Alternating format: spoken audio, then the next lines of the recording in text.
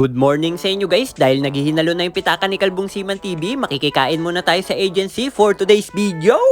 Pero bago yan, magpapaturok muna ng yellow fever yung kalbo. Let's go! So ayun na nga guys, pagkagising ko pa lang, dumiretso na kagad ako ng Bureau of Quarantine. Naka-schedule kasi yung kalbo sa bakuna, tapos diretso na tayong chibugan sa opisina. Mayaman talaga si Papa, balita ko masarap daw yung pagkain kasi maraming bisitang bigatin. At take note guys, pati itong pamasahe ko papunta doon, sagot ng kumpanya. Touchdown, nandito na tayo sa Bureau of Quarantine, magpapaturok muna yung kalbo ng makakain.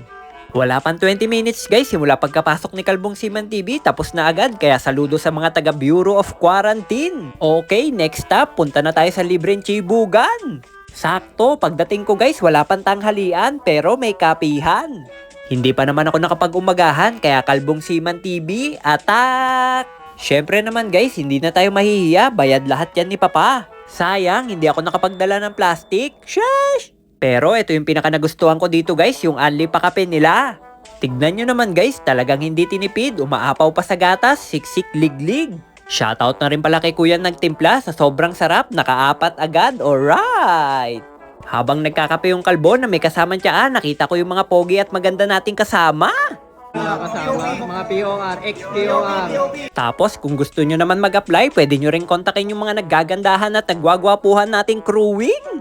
Para naman sa mga nagtatanong, meron din silang cadetship program para sa mga bago nating marino. Pagkaupo ko pa lang ng lamesa guys, binigyan na kagad ako ng clothing ng pinakamaganda nating crewing.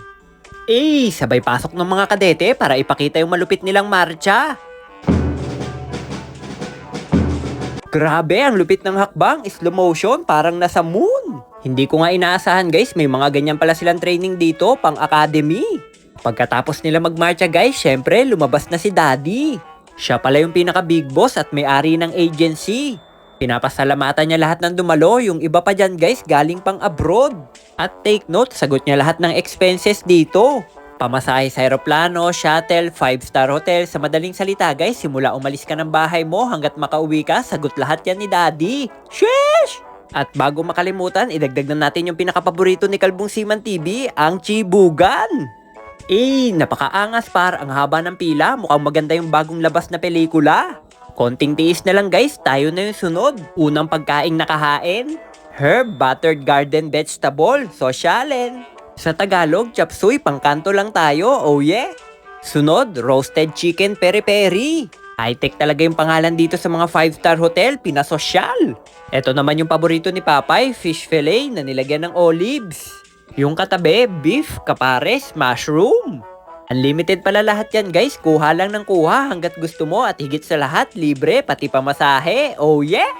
Ganyan kagalante si Daddy, hanggang sa muli, let's eat!